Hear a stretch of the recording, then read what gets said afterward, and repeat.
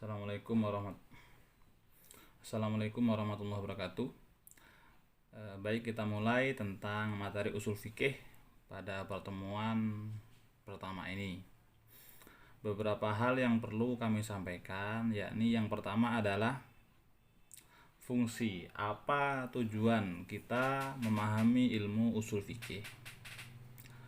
Banyak orang yang menganggap ilmu usul fikih ini sudah tidak layak dipelajari karena satu, ilmu usul fikih ini kan ilmu yang membahas tentang istimbatul ahkam, yakni penggalian hukum dari asalnya, dari Quran ataupun al-hadis. Sedangkan penggalian hukum itu sudah tidak ada sekarang karena itu wilayahnya mustahid. Mustahid sudah tidak ada zaman sekarang. Ini ada beberapa kalangan yang anggap demikian, sehingga mereka menganggap tidak perlu belajar yang namanya usul fikih. Ada lagi yang mengatakan, buat apa kita belajar usul fikih? Karena sekarang kita itu kan mengambilnya hukum bukan dari Quran dan juga bukan dari hadis, tapi sudah dari produk jadi ulama, yakni dari kitab. Dan tidak bisa kitab itu di usul fikih, artinya tidak perlu kita memahami kitab dengan usul fikih. Sehingga buat apa kita belajar usul fikih? Wong sudah ada yang matang, sudah ada yang jadi. Kenapa kita masih mau mempelajari yang mentah? Karena usul fikih itu kan ilmu yang untuk mempelajari bagaimana kita memahami Quran, bagaimana kita memahami hadis, bagaimana kita memahami istimbatul ulama terhadap beberapa hukum. Itu beberapa hal demikian. Benarkah anggapan itu? Nanti akan kita jawab pelan-pelan dengan pembahasan akan kita lalui mulai awal. Dalam materi kali ini saya menggunakan kitab Al-Lubab fi Usul Fikhi, karya Syekh Abdurrahman An-Najdi. Ini kitab usul fikih ya lumayan tebal ya. Tidak begitu sih, hanya sekitar 400 halaman, karena kitab usul fikih itu kalau diambil dari kitab salaf tipis, tapi tidak sistematis, pembahasannya tidak sistematis. Sehingga ini saya sengaja ngambil dari kitab kontemporer, karya ulama kontemporer yang menurut saya ini bagus untuk dipelajari. Dalam kitabnya Syekh Abdurrahman ini menjelaskan tentang definisi usul fikih. Beliau menukil pendapatnya Ibnu Khaldun dalam muqaddimahnya. Jadi ada tokoh ulama yang bernama Ibnu Khaldun. Beliau punya kitab yang namanya muqaddimah. Bukan muqaddimah itu awalnya kitab, itu nama kitab gitu. Karena kan umumnya kan kitab muqaddimah itu dianggap awalnya kitab, ini enggak. Jadi ini kitabnya Ibnu Khaldun yang terkenal dengan muqaddimah begitu. Jadi muqaddimah itu nama kitab. Ada lagi yang menyebutnya muqaddimah ini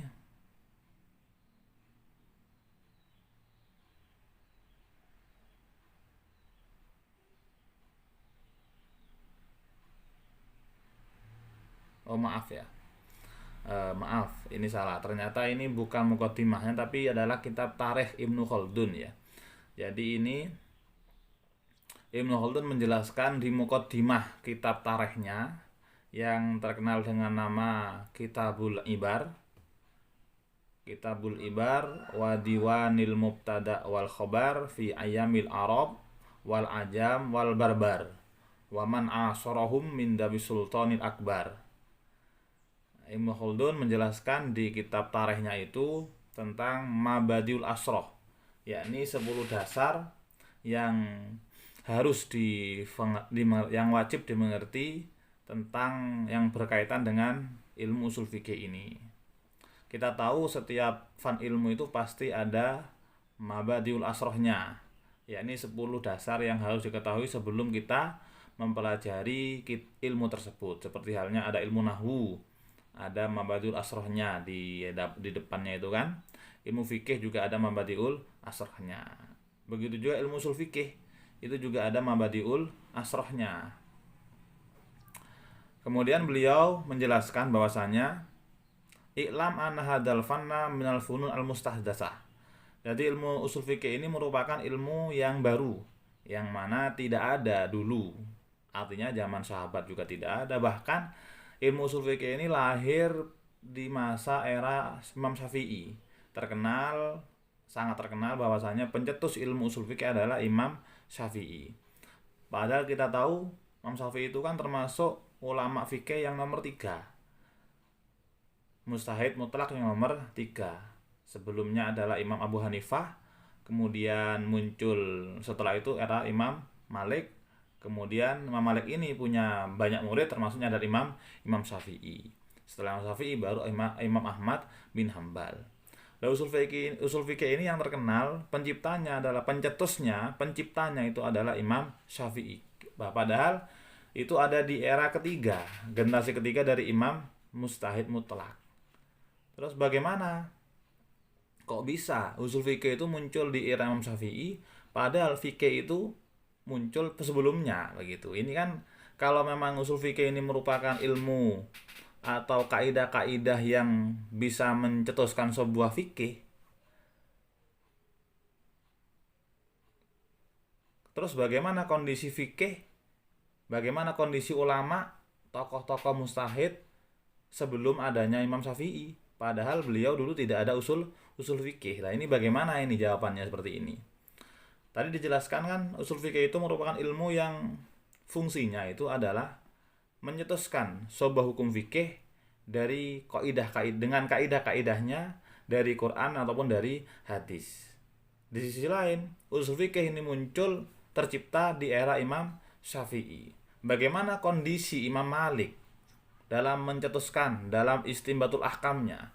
Bagaimana kondisi Imam Abu Hanifah dalam istinbatul ahkamnya? Apakah beliau tidak menggunakan usul fikih? Nah, ini bagaimana jawabannya ini? Ibnu Khaldun menjelaskan, memang iya, ilmu usul fikih ini secara kaidah tertulisnya, terciptanya, terbukukannya itu memang diawali oleh Imam Syafi'i. Namun ulama-ulama dulu itu bukan tidak ada usul fikih, tidak butuh ilmu usul fikih. Artinya tidak butuh mempelajari ilmu usul fikih. Karena apa? Ulama-ulama terdahulu itu seperti Imam Malik, Abu Hanifah, bahkan para sahabat, ada fuqaha siapa? Faqihus sahabi. Siapa yang terkenal itu kok lupa saya. Abdullah bin Zubair ya, tidak salah itu ya. Nah, artinya ulama-ulama dulu sebelum masa Imam Syafi'i itu bukan beliau-beliau itu tidak faham usul fikih, tapi tidak butuh mempelajari usul fikih. Karena apa?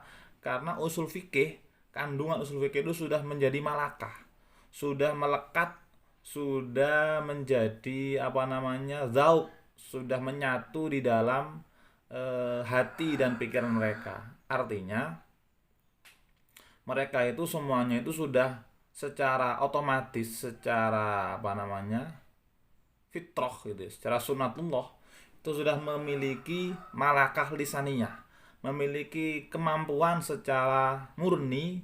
Artinya mereka semua itu sudah memiliki kemampuan ahli di bidang usul fikih begitu.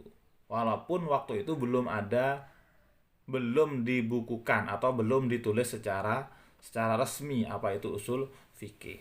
Singkatnya adalah ulama yang ada di masa sebelum Asy-Syafi'i itu bukannya tidak paham usul fikih, tapi tidak butuh belajar usul fikih karena usul fikih sudah menjadi malakah, sudah melekat di hati mereka, sehingga mereka itu bisa mampu untuk istinbatul ahkam dengan malakah yang mereka miliki tanpa harus belajar usul fikih gitu. Nah, di era-era terakhir ini kan malakahnya semakin berbeda. Yang jelas Nabi bersabda, afdalul qurun qarni, summal ladzina yalunahum summal ladzina yalunahum. Itu jelas dawuh Nabi ya, tidak mungkin bohong beliau. Artinya apa? Sebaik-baik masa adalah masaku kan ya. Kemudian masa setelahku dan lagi masa setelahku itu. Artinya sebaik-baik masa itu masa yang paling awal. Yang jelas kita harus meyakini ulama itu yang paling alim itu yang paling dekat dengan Rasulullah gitu. Karena seperti itu sehingga mereka, para ulama, para mujtahid di era sebelum Asy-Syafi'i tidak butuh belajar usul fikih karena sudah memiliki kemampuan secara otomatis di hati mereka tentang apa itu teori usul fikih. Lah kita ini yang akhir-akhir ini walaupun bukan ulama tapi yang kita butuh belajar. Sehingga di masa Asy-Syafi'i itu butuh yang namanya mulai dimunculkan yang namanya usul fikih begitu. Saya teruskan dulu.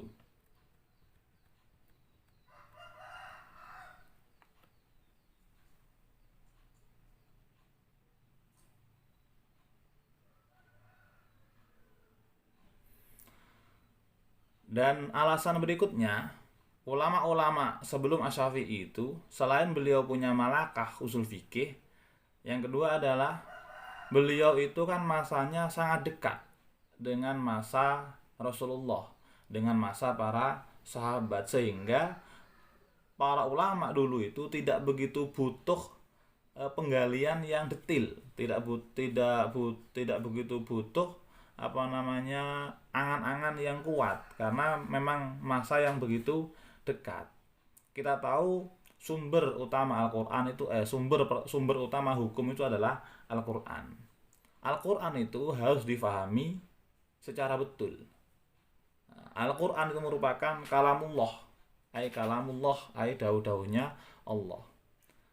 Kita diwajibkan memahami Al-Qur'an ala muradillah, yufhamul fuhimal, yajibu an nafhamal Qur'ana ala muradillah, ala muradir rahman.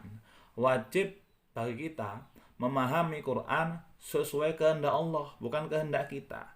Karena Quran itu merupakan kalamullah. Lah bagaimana caranya kita? Bagaimana cara kita agar mampu memahami Al-Qur'an sesuai dengan kehendak Allah, bukan kehendak kita. Ini yang perlu kita pahami. Kalau Quran difahami sesuai kehendak masing-masing orang, ya salbut ya. Yang A memahami sesuai kehendaknya, yang B sesuai kehendaknya. Banyak nanti pemahaman Quran yang menyimpang, yang bermacam-macam begitu. Dan itu tidak benar. Sehingga bagaimana cara memahami Quran sesuai dengan kehendak Allah, yakni kita tahu siapa manusia di dunia ini yang paling mampu memahami kehendak Allah. Tidak ada lain kecuali Rasulullah Muhammad SAW. Sehingga oleh karenanya wajib hukumnya kalau kita ingin memahami Quran harus betul-betul memahami hadis. Karena apa? Hadis itu selain berfungsi sebagai sumber hukum, dia juga berfungsi sebagai tabyin, mubayyin li kalamillah. Sehingga hadis tidak mungkin ditemukan hadis yang kontradiksi dengan Quran. Karena apa? Hadis fungsinya menjelaskan beberapa isi Al-Quran yang mungkin perlu penjelasan. Contoh seperti halnya tentang masalah sholat. Ada ndak di Quran tentang masalah sholat? Oh ada. Yakni apa? Gimana itu? Kutiba alaikumus akimis sholata lidzikri, kan begitu ya. Dalil yang tentang masalah sholat di Quran itu adalah akimis sholata lidzikri, dirikanlah sholat agar ingat padaku. Berarti ada amar, ada perintah dari Allah tentang kita, keharusan kita untuk menjalankan sholat. Wajib sudah akimis sholata karena amar. Terus bagaimana kita cara sholat? Tidak ada di Quran. Sama cari mulai halaman pertama juz 1 sampai juz 30 atau juz 60 kalau ada juznya itu ya. Tidak ada caranya sholat. Nah, gimana cara kita melaksanakan perintah itu? Harus tahu caranya. Kan begitu ya. Nah, sehingga ternyata kaifiyah sholat ini ada di hadis Rasulullah. Yakni apa? Shollu kama ra'aitumuni usolli. Ya, baru sudah digabungkan antara Quran dan hadis itu, maka terlaksanakanlah perintah Rasulullah tentang kewajiban untuk mendirikan sholat, yakni dengan cara mengikuti praktek sholat yang dilaksanakan oleh Rasulullah. Itu satu contoh keterkaitan antara Quran dengan hadis, ya. Ketika Rasulullah sudah wafat, siapa yang paling mampu memahami kalamullah? Tidak ada lagi kecuali para sahabat. Ya, karena Nabi bersabda, ashabi kan nujum. Sahabatku bagaikan bintang, bi ayyihim iktadaitum ihtadaitum, kan begitu ya. Sehingga mau tidak mau kita harus menengok asar, meneliti asar. Asar itu apa? Dawu-dawu sahabat. Bahkan ada tafsir Al-Qur'an, tafsir bil asar. Yakni tafsir Tanwirul Mikbas, tafsir Ibnu Abbas. Ini bagus ini. Karena apa? Al-Qur'an ditafsiri oleh sahabat, yakni orang nomor 2 setelah generasi kedua, setelah Rasulullah, yang mampu memahami Al-Quran sesuai kehendak Allah, begitu. Ketika sahabat tidak ada, maka ke tabi'in, sumal ladzina yalunahum. Nah, ketika tabi'in tidak ada, siapa yang paling mampu memahami Quran sesuai kehendak Allah, yakni murid-muridnya tabi'in, sampai pada para mustahid, Syafi'i, ya, Hambali, Hanafi, dan Maliki. Ketika beliau sudah wafat, siapa yang paling mampu? Murid-muridnya, ashab. Ketika beliau sudah wafat, siapa yang paling mampu? Muridnya lagi. Sampai pada para ulama, para musannif, dan para kiai kalau di Indonesia. Jadi kalau di sini, Pak, siapa Pak yang paling mampu memahami Quran sesuai kehendak Allah? Ya para kiai, para ulama, bukan kita, kan begitu ya. Karena apa? Kiai itu punya guru, gurunya punya guru lagi, sampai keilmuannya itu, sanatnya itu, mata rantainya itu sambung ke Rasulullah. Nah, disinilah yang pun termasuk fungsi pentingnya yang namanya sanat atau mata rantai keilmuan. Nah, kalau orang yang pinter itu semuanya punya guru yang betul, punya guru yang nyambung ke Rasulullah, mata rantai keilmuannya dalam memahami Quran, maka tidak akan ada yang namanya pemahaman yang fatal, begitu. Karena Al-Quran itu adalah, kembali ke awal, Quran itu adalah kalamullah, yajibu an-nafhama ala muradillah, begitu. Dan tidak bisa orang serta-merta memahami sesuai dengan muradi nafsi, kehendak dirinya sendiri. Sehingga ulama mengatakan laulas sanad laqala man syaa ma syaa, ya. As-sanad minad din, mata rantai keilmuan bagian dari agama, kan begitu ya. Laulas sanad laqala man syaa masa'a. Ketika tidak ada sanad, maka orang akan berbicara semau dirinya sendiri, ngomong sak penake udele. Akhirnya Quran ditafsiri macam-macam. Ono sing tahu dulu, ada pernah yang berpendapat haji itu boleh dilaksanakan di selain bulan-bulan haji, karena kata-kata yauman, hari itu kan umum, begitu ya. Ini kan berbahaya, begitu. Itu beberapa contoh teks butuhnya kita tentang usul fikih, memahami mata rantai keilmuan, memahami cara berpikir ulama tentang istinbatul ahkam, dan juga posisi usul fikih di era-era masa awal, keemasan awal, dan sebelum era Asy-Syafi'i. Falamang qaradu as-salaf wada basadu awal wa anqalabatul ulum kulluha sina'atan kama qarnahu min qablu ihtaja al-fuqaha wal mustahiduna ila hadits qawaid, ya. Kemudian setelah generasi-generasi awal ini sudah tidak ada, ya, tidak ada orang-orang yang memiliki malakah usuliyah, ulama-ulama yang memiliki kemampuan secara murni untuk istinbatul ahkam tidak ada, maka ulama mulai butuh membuat rumusan, butuh membuat teori-teori yang fungsinya ini untuk mengantarkan para peneliti agar mampu untuk istinbatul ahkam, yakni di masa era pasca Imam Syafi'i itu. Sehingga muncullah Asy-Syafi'i yang menyetuskan ilmu usul fikih, karena ulama-ulama yang salaf awal itu sudah mulai tidak ada, yang memiliki kemampuan malakah itu sudah tidak ada. Sehingga jadi ketika ulama yang memiliki malakah usuliyah sudah mulai tidak ada, maka butuh yang namanya ilmu usul fikih. Untuk apa? Untuk dipelajari oleh generasi berikutnya agar generasi ini mampu juga memiliki kemampuan malakah usuliyah begitu. Jadi ilmu ini mengantarkan kita untuk mengetahui bagaimana kaifiyah, bagaimana cara istimbatul ahkam, ya istimbatul ahkam, karena al hukmu yakhtalifu biikhtilafil qawaid al usuliyah begitu ya. Kalau dalam usul fikih al yakhtaliful hukmu liikhtilafil qawaidah al usuliyah. Ada beberapa contoh.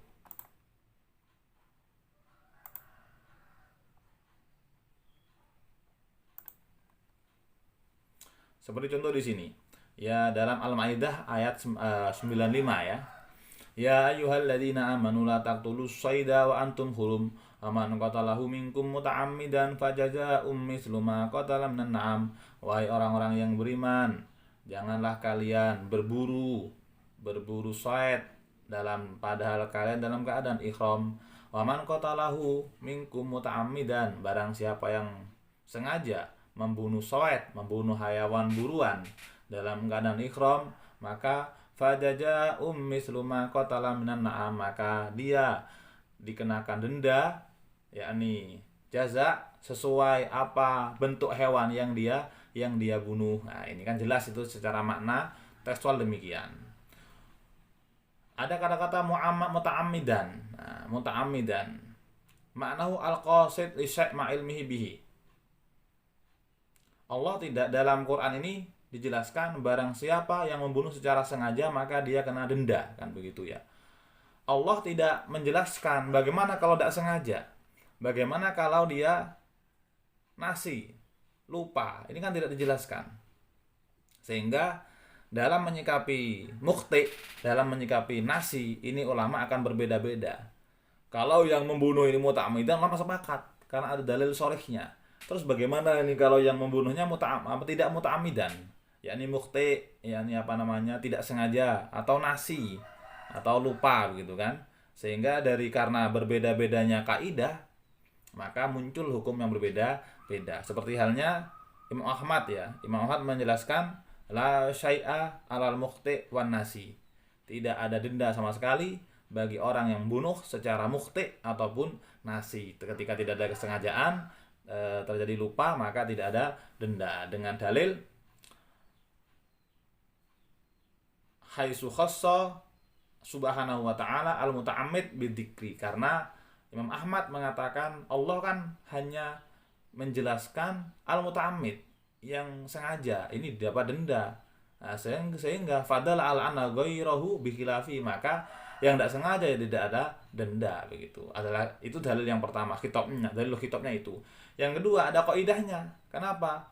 Apa itu? Yakni al-aslu bara'atud dhimmah, ya kan? Secara asal memang orang itu tidak ada tanggungan. Nah, karena dalil khitabnya tidak menuntut dan ada dalil asal yaitu bara'atud dhimmah, maka Imam Ahmad mengatakan orang yang tidak sengaja membunuh dalam keadaan ihram, maka dia tidak ada konsekuensi apapun. Itu yang pertama. Yang kedua Imam Malik, Abu Hanifah dan Asy-Syafi'i. Nah, mereka bertiga itu berbeda tentang menjelaskan al-khata' wan nisyan. Yakni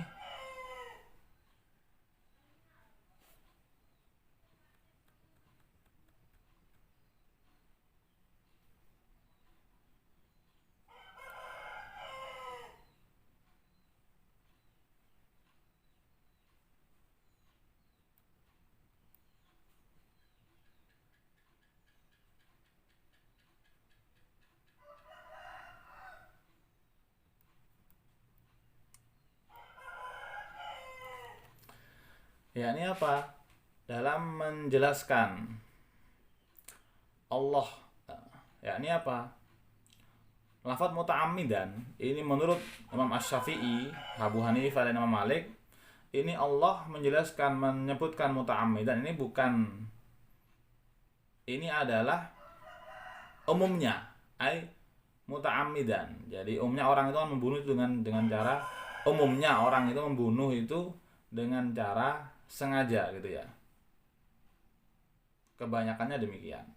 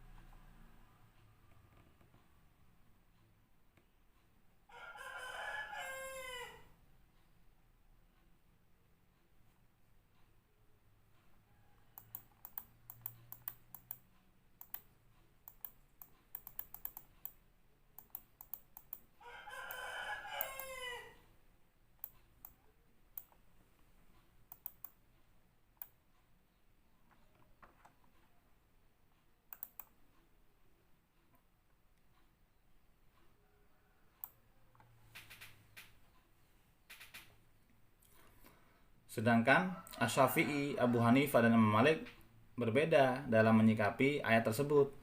Memang benar Allah mengatakan menyebutkan muta'ammidan, tidak menyebutkan yang lain. Nah, namun menurut Imam Asy-Syafi'i, adanya Allah menyebutkan muta'ammidan ini adalah karena golibnya. Yakni yang namanya konsekuensi itu kan umumnya terjadi karena adanya kesengajaan. Terus bagaimana ketika tidak kesengajaan? Ya, tetap ada konsekuensinya walaupun berbeda begitu. Nah, sehingga Asy-Syafi'i mengatakan walaupun khotok ini ada konsekuensinya. Namun berbeda dengan konsekuensi yang amat. Artinya ketika ada orang yang umroh, kemudian dia dalam keadaan umroh, dia berburu walaupun tidak sengaja, ini tetap ada konsekuensi walaupun konsekuensinya itu berbeda dengan konsekuensi yang disengaja begitu. Ini beberapa contoh ya. Seperti halnya diat, kan berbeda, ada diatul khoto, ada diatul amat gitu kan ya. Itu. Dan ini karena yang namanya itlaf ini kan kalau kita membahas di Syafi'i kita kan ada hitop wad'i, bukan hitop taklifi. Nah, kita tahu ya di usul fikih bagi yang pernah belajar ya, ada hitop taklifi, yakni hitop hukum-hukum yang berhubungan dengan mukallaf. Ada hitop wad'i, hukum-hukum yang berhubungan dengan sabab, musabab atau dengan syarat atau yang lainnya. Yakni tidak ada kaitan dengan hukum dengan af'alul mukallaf. Sehingga membunuh kan begitu ya. Membunuh orang walaupun tidak sengaja ini ada konsekuensinya. Karena ini bagian dari hitop wad'i. Ini pandangan Imam Asy-Syafi'i begitu. Sehingga ketika contoh lain tabrakan mobil, tabrakan tabrak lari tidak sengaja, ya mungkin secara hitop hukum taklifinya dia tidak berdosa karena tidak sengaja. Tapi apakah dia tidak harus mengganti apa yang dirusaknya?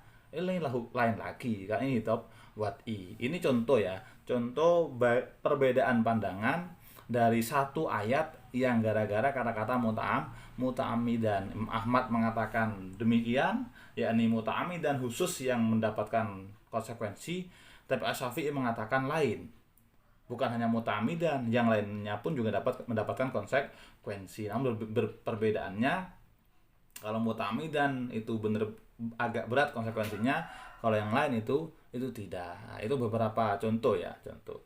Dan ada lagi yang perlu saya sampaikan, karena karena usul fikih ini secara tertulis itu muncul di era Asy-Syafi'i. Kita tahu ada 4 tadi ya, Abu Hanifah, kemudian Imam Malik, Syafi'i, kemudian Imam Ahmad. Sehingga jangan heran ketika sering terjadi khilaf ulama, perbedaan pendapat antara Asy-Syafi'i dengan Abu Hanifah. Kalau Ahmad tidak begitu banyak perbedaan, karena Ahmad ini kan murid dari Asy-Syafi'i, artinya ada di generasi setelah Imam Asy-Syafi'i. Artinya kerangka berfikirnya, istimbatul ahkamnya, madhab Ahmad bin Hambal ini jelas sudah terjadi setelah madhabnya Imam Asy-Syafi'i, sehingga usul fikihnya sudah bisa belajar di usul fikih yang dikarang oleh Imam Asy-Syafi'i. Kalau Imam Malik ini kan sebelumnya, Namun kita semua tahu Imam Malik ini adalah guru dari Asy-Syafi'i, ya kan ya? Ya, ini guru dari Asy-Syafi'i, sehingga walaupun Imam Malik ini tidak ada usul fikih yang terbukukan, tapi ada di Asy-Syafi'i, di muridnya. Karena ini adalah guru dan murid, sehingga istinbatul ahkam yang ada di madhab Maliki tidak jauh beda dengan apa yang ada di usul fikihnya Imam Syafi'i, karena ada emosional guru dan murid. Berbeda dengan Abu Hanifah yang jauh di atasnya, jauh sekali Abu Hanifah ini, sehingga banyak dari hukum-hukum Abu Hanifah ini yang berbeda dengan hukum-hukum di Asy-Syafi'i, di madhab Asy-Syafi'i, karena memang terpaut jauh apa itu yang namanya jarak rentannya itu, sehingga kalau saya boleh menjelaskan, kalau di Asy-Syafi'i itu istimbatul ahkamnya itu adalah Quran ya, hadis, kemudian usul fikih, baru muncul sebuah fikih, kan begitu ya. Nah, namun di Abu Hanifah, di era Abu Hanifah, di ashab Abu Hanifah, yakni apa? Kan mau tidak mau produk hukum fikih Abu Hanifah itu harus juga dilalui dengan usul fikih. Artinya apa? Walaupun di masa Abu Hanifah belum ada usul fikih yang terbukukan, karena apa? Memang beliau tidak butuh ya, beliau punya malakah usuliyah, kan begitu. Namun di era setelahnya, di era pengawal madhab, di era murid-muridnya Abu Hanifah yang hidup di masa setelah Asy-Syafi'i, artinya kan Asy-Syafi'i ada, madhab Abu Hanifah kan masih ada. Nah, ini kan digawangi oleh murid-muridnya, yang mana murid-muridnya ini belajar usul fikih dari karyanya Imam Syafi'i, kan begitu. Lah sehingga mau tidak mau sahabat Abu Hanifah ini harus menolong, harus bukan ya menolong, istilahnya intisor ya, harus mampu merasionalkan, mampu menjembatani antara produk hukum yang disuguhkan oleh Abu Hanifah dengan dalil Al-Qur'annya, menggunakan usul fikih yang dikarang oleh Imam Asy-Syafi'i. Saya ulangi lagi ya. Jadi Abu Hanifah itu sudah punya produk hukum, sudah jadi mazhab Hanafi, ya kan ya. Usul fikihnya belum ada dulu kan. Kemudian usul fikih ini muncul di era Asy-Syafi'i. Ini kan sudah terpaut Abu Hanifah, Malik, Asy-Syafi'i. Nah, murid-murid Abu Hanifah ini harus mampu mensinkronkan antara fikih Abu Hanifah dengan dalilnya, dengan Quran hadisnya. Nyingkronkannya ini menggunakan usul fikih Imam Syafi'i. Lah ini kan bulat ini berarti kan ya. Hukumnya sudah jadi, ya kan? Usul fikihnya terakhir, ini bagi muridnya loh, bukan bagi Abu Hanifahnya. Dari produk hukumnya sudah jadi, usul fikihnya belakangan. Lah ini tugasnya muridnya adalah mensinkronkan produk hukum dengan dalil menggunakan usul fikih Asy-Syafi'i, sehingga tidak heran ketika kalau kita mau membaca lintas madhab, yang paling banyak bersih tegang, yang paling banyak terjadi perbedaan itu adalah antara Asy-Syafi'i dan Abu Hanifah. Karena memang tadi itu, kalau Asy-Syafi'i itu urutannya adalah dalil, usul fikih, kemudian fikih, kan begitu ya. Jadi dalilnya dulu, usul fikih, baru fikih. Nah kalau Abu Hanifah, fikih dulu. Kok bisa fikih dulu? Karena apa? Karena di masa Abu Hanifah belum ada usul fikih yang terbukukan. Fikih dulu, usul fikih, baru dicantolkan ke dalilnya begitu. Itu tugas dari ashab Abu Hanifah. Ini mungkin ini dulu ya untuk mukadimah, pemahaman tentang apa itu fungsi dan perjalanan sejarah usul fikih. Semoga bermanfaat. Sedikit ini nanti akan saya share juga kitab yang saya buat referensi, dan ini yang saya jelaskan ini ada 2 halaman ya, ada 2 halaman, halaman 15, 14, 15, 16 kalau mau dipelajari. Sekian dari saya, mohon maaf kalau lebihnya. Assalamualaikum warahmatullahi wabarakatuh.